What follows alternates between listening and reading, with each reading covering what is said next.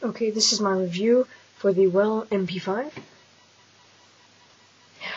This gun cost me $70 on airsplat.com.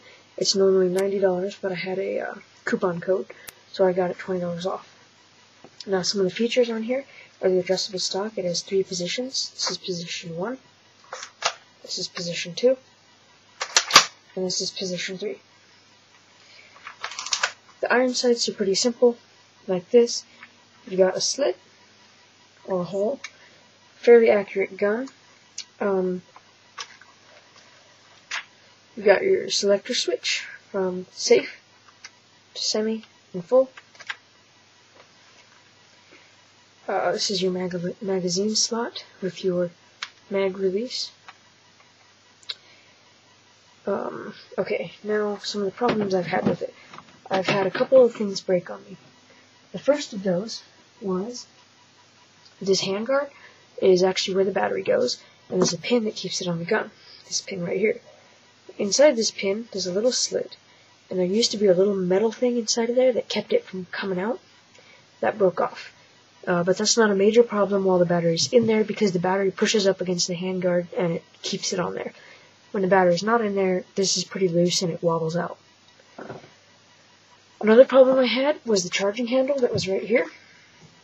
Actually snapped off the first time I pulled it back. A pretty cheapo handle, so I wouldn't recommend using it if you want it on. Doesn't really matter to me. Also, I had the selector switch right here actually come off. This one popped out. That was easily fixable, just a drop of super glue and it stayed back on, pretty sturdy. And last, I had the stock on this side right here come away from the actual butt plate. This little arm. I pulled the stock back and the arm didn't move, the butt plate just did. But again, some super glue and that was problem solved. Now, the gun comes with a standard 8.4 volt battery. Lasts maybe 3 hours of in an airsoft war. It also comes with a cleaning and clearing rod, or unjamming rod, whatever you want to call it. From Airsplat, it comes with a approximately 150 round high cap magazine with fake bullets for realism. You stick the BBs in here in case you've never used a high cap magazine. You load it up in these 2 spots, close it, and wind this until you hear the sound like this. Change. Comes with the wall charger, of course, for the battery. Now, the gun also came with a few BBs that are 0.12 gram. I shot those, and I would really recommend not using those for a couple of reasons. 1, you lose accuracy. And 2, in most AEGs, you should never use 0.12 grams because they'll break and damage your gun. Always use 0.2 or higher for AEGs. I always use 0.12s for my spring pistol because they're okay in there. Now, as with most rifles that you buy, it'll come with a strap, but that strap is a very cheap strap and it will break. So what I'd recommend doing is going out and buying a strap that has a clip like this. It's a very strong, sturdy, and durable strap.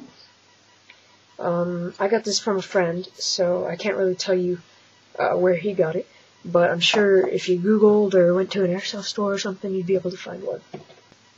Also, on the gun, there's an adjustable hop-up right here. It's just a small little lever. You push it this way or this way. That's the hop-up. Now, you don't have to take the handguard off to reveal that hop-up. Okay, just real quick, this is another problem I faced. Getting the battery in can be kind of tricky. I don't have it in right now, so it's pretty simple. You just slip it on, but sometimes you have to tuck the fuse or the connector in, which is kind of difficult. And this is where the pin goes that I was talking about earlier, just right in here. I don't know if you could see that. Right here. Anyway, so the handguard pops on here, and you probably cannot see it, But when it's like this, just a little bit of that hop-up selector switch, that hop-up switch sticks out, so you can still adjust it without taking the handguard off. The battery can be kind of difficult to get in here, but a little fiddling and you should be able to get it on. You shouldn't have to take it off until you charge it, so not a big deal.